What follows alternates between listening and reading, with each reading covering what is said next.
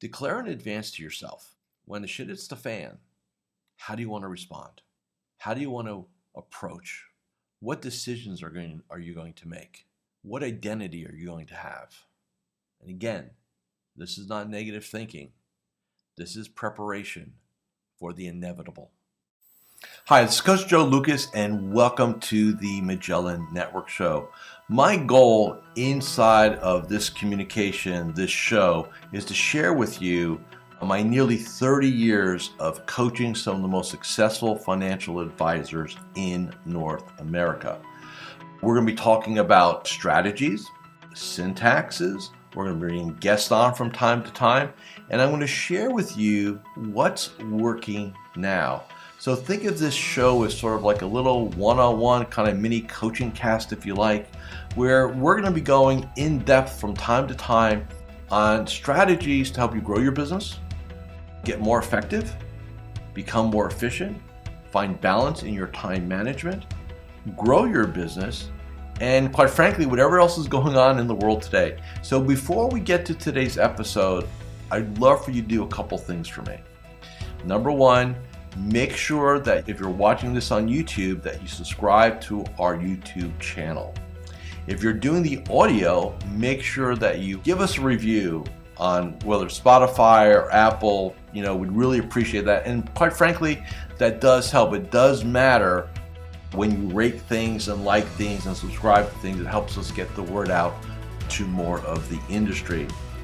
And lastly, I have a very special gift for you. Go to MagellanNetwork.net, so one word, MagellanNetwork.net, and I have for you a complimentary membership, 100% gratis, where you can tap into about between 50 and 75 hours of masterclasses, forms, tools, templates, and strategies. So please go ahead and make sure you go ahead and get that claimed. Smash the like button and subscribe. And please go ahead and leave us a review on whatever podcasting platform you're on. And now, let's get to this week's episode. Hi, it's your Coach Joe Lucas, and welcome to this episode of the Magellan Network Show. In this episode, I want to talk to you about one of the superpowers all advisors need to master in order to stay consistent and to achieve all their goals. First off, let me say I hope you're having a great summer here in 2023. And I think we can say no matter where you are, it is hot out. So with that said, let's talk a little bit about resiliency and why that's so important. I've been coaching advisors now for nearly 30 years. And in that time, we've operated in all types of environments, from bear markets, bull markets, unfortunately, terrorist attacks, pandemics, banking crisis, you name it, we've been through it. And the one thing I think is really, really important is that you come to an understanding with yourself of how you're going to treat adversity. Look, the reality is things are going to show up. And a lot of times, look, I'll say this, and I'm not looking to disrespect anybody or throw shade on anybody, but here's a simple fact. When market conditions are good, most advisors can be successful. So if I've got a good market, I've got a good economy, right? Like we had, let's say up until about 18 months ago, right? Minus that little blip called the pandemic for about 8 weeks in, let's just call it March and April of 2020. Things were good, right? Everybody's kind of into it. You can go ahead and talk to people about investing. They were into it. Why? Because all their friends were making money and they were into it. So when conditions are good, like, rising tide lifts all boats, right? So when you have a rising tide and smooth sailing, it is not that complicated / difficult to be successful. And a lot of advisors, and let's also remember that a good market also hides a lot of faults. And what I mean by that is, if you're primarily, like in our world today, fee-based / advisory, market goes up, your run goes up, you look good, your assets get inflated, you feel good about yourself, and it hides a lot of faults, a lot of lacks, if you will, and then all of a sudden that all disappears, and some emperors have no clothes. So let's talk a little bit about resiliency, and I want to give it to you in probably maybe 3 or 4 different flavors. So the one piece of resiliency is going to be when we have global conditions, okay? Global conditions basically mean you have a market situation, you have an economic situation, maybe even a geopolitical situation where there's adversity, right? And so you have to decide in advance how you're going to handle it. See, being resilient is not about, and a lot of times people will question me on this, like, Joe, are we really negative thinking? And the answer is no, we're not negative thinking. We're preparing, right? We're preparing ourselves for adversity. Being resilient is when you face adversity head on, you say, look, here it is. I understand it. I don't like it. Nobody likes adversity, but I'm going to be resilient and get through this. So the first type of resiliency you're going to need is when you have global adversity, right?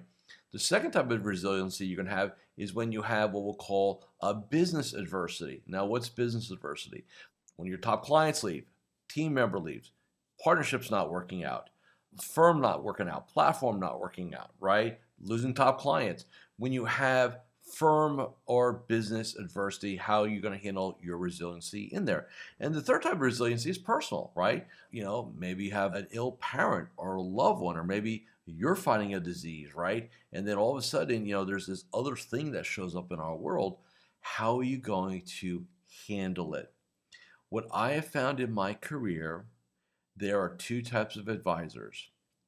Advisors who fold at the face of adversity, and those have become resilient in the face of adversity. Well, what are the key differences? I'm going to give you some strategies that I extrapolated out of just watching some of these incredible individuals not just navigate through the three types of adversity, but actually in some cases thrive through it, right? So the first scenario, and it doesn't matter again if it's external, geopolitical, market, business stuff, personal stuff, right? First belief, all conditions are temporary. Let me repeat that. All conditions are temporary. Why is that an important belief? Because if you think something's going to go on forever, it is easy to get despondent, to get frustrated, to give up. All good and bad, all situations, good and bad, are temporary. So if you're going through a tough patch right now, it is a temporary situation. I'll give you a good framework on it. And I think now we can look back with little contrast, right? I want to take you back to, let's just say February, March, April of 2020. A lot of you, lots of uncertainty. People were hospitalized. People were dying. Markets were spiraling. Economy basically shut down. And I'm going to tell you a quick story about why this is important. So I was working with a gentleman at the time. I'm not going to get into who and where. It really doesn't matter.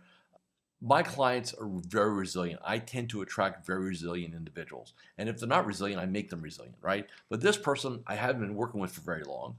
And I remember the conversation like it was yesterday. He basically said that we had to stop working together, that we are going to be in a deep depression, that we are going to have soup lines back in the Great Depression. Like this is what he's telling me, right? So is this a resilient person? No. And then I asked him a very important question. I said, well, if you believe this to be true, then what advice are you going to give your clients? When your clients call you up and say, hey, what should I do? Are you going to tell them we're going to a depression, sell out, buy some gold, some grain, Bitcoin? I don't know, maybe probably Bitcoin back then is probably a good idea. I don't know. It's like, what are you going to tell them? Right? Because if an advisor does not have resiliency, how can you give advice? You're going to be freaked out like the rest of us, or maybe worse than the rest of us, right? So I think that person actually, I haven't checked in a long time, but I think that person actually left the business. Good, probably wasn't cut out for it anyway. Had a decent level of success in great conditions, right? I mean, we can go to like 2010 to 2020 and say it was a pretty golden time in terms of markets and we didn't have to sail against the wind so much. Then obviously 2020 changed that a little bit short term, and then obviously 22, 23, here we are. So number one is when you have external adversity, internal adversity, personal adversity, all situations are temporary. That's the first thing, okay? Next. In every situation that I have seen, there is always an opportunity most likely hidden. So Here's kind of the reason why building your resiliency is so critical. It gives you a massive, massive, massive competitive advantage. Now, why do I say that? Because if it's global, then 80% of your competitors are under their desk, hiding, being reactive, being scarce, being so on. Where if you just get resilient and get out there, it is actually easier to develop business. You attract people. You can really, really grow your game. I saw that in 08, 09. I saw that in 2020. So for those advisors who can say, yeah, it kind of sucks, but I'm going to go ahead and take advantage of this, right? Mindset, here we go again, that mindset thing, then they are going to have a much greater growth game. The key thing is, can you maintain your excellence in a consistent manner? Hi, Coach Joe Lucas here, and I'm just breaking here for a moment just to do a couple quick reminders. Number one, make sure you subscribe to our YouTube channel or our podcast. In addition, please leave a comment or a review. Those things really, really matter. And share this episode with 3 of your colleagues inside the financial services space. And lastly, make sure that you go ahead and claim your free membership inside of Magellan Network. Now back to this week's episode. See, look, if you're good only when things are good, then what you're saying to yourself is, I am only good when I can only sail when the conditions are benign, right? In other words, if we have a storm or the winds aren't favorable, I'm kind of screwed, right? And if you believe that, then you've ceded all of your power, all of your control to a third-party outside force, and you're just going with the flow, right? It doesn't mean you won't make some money in this game. It doesn't mean you won't have a certain level of success in this game. But what it really means is that you're never going to achieve the greatness that you want or you deserve. Why? Because you're not willing to manage this. Sylvester Stallone and Rocky, I don't know, they're all like Rocky 15 by now. I have no idea. I remember there was a scene he was talking to his movie son. It was, I think it was Rocky Balboa, actually, if I remember accurately. That was the name of the movie. And, he was talking about getting back in the ring and why you want to do it. And I remember what Stallone said. He said, it's not how hard you hit. It's how hard you can get hit and keep moving forward. That's how winning it gets done. Or some paraphrase that. And I thought it was very powerful. And that's kind of like our game here. Like, can you take the blow? Whether it's an external, internal, or personal, can you take the shot, get up, and keep moving forward? And I believe, in my experiences, you can condition that. You can condition it by, again, anticipation. Again, this is not negative thinking. But if you know, like I'll say right now, let's say something were to happen. Let's take 3 scenarios. I want to see, and I want you to really write this down, how you would respond, okay? So scenario 1, we have a black swan event. How would you handle that? Scenario 2, let's say your top 5 clients leave you, or your partner leaves you, or team members leave you. They just, for whatever, it doesn't matter why, it happens. How would you respond? Third piece, something happens personally. Someone close to you, immediate family, God forbid, I'm not wishing negative on anybody, but I'm using this as an example. If you had to overcome something personally, how would you do it? And I will tell you, and like I said, we talked about the external one first. So internally, let's say you lost 2 of your top clients. What would you do? Now, for some advisors, they would like have a 3-month funeral, and they would question everything that they're doing, and they would go into, and it would just totally blow their world apart. All right, I get it. I remember years ago, probably 2004, probably 2003. I had a deal with one of the largest, at the time still is one of the largest wirehouses. I did pretty much I was involved with all the rookie training when there was rookie training actually being done. And I never got this phone call. I was in the car line picking up my son from school. So he had to be probably 1st, 2nd grade. I got the call. And they said, hey, new leadership came in, and this is your last month. We're canceling the program. And at the time, that was about 60% of my revenue. And it vaporized just like that. I knew that day was going to come. I knew the day was going to come. I had it for like 3-4 years.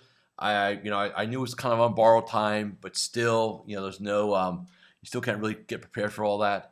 And I remember just going home because it was a Friday too. I remember that. I remember going home and telling my wife, Marissa, my business partner, said, "Hey, I won't get into the name of the company. That sucker is going to be dead in 2 weeks. So last invoices go out this month." And I remember thinking to myself, okay, so where's the hidden opportunity here? And what I realized was that I was overly dependent on one organization, and and I was too concentrated. And it reared its ugly head, and 60% of my revenue, like, literally disappeared within 30 days.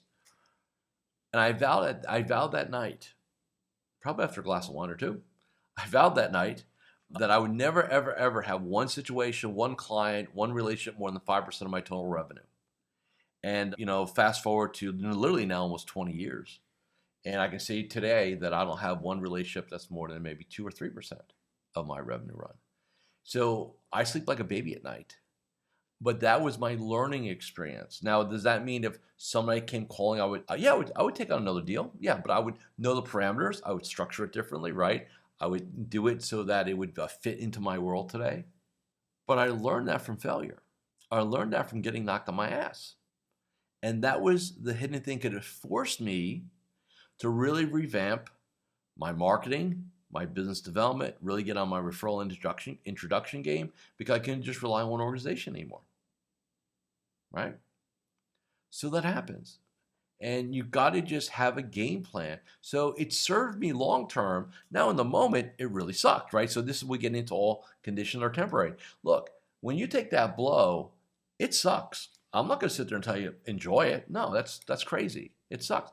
It sucked for me. It'll suck for you.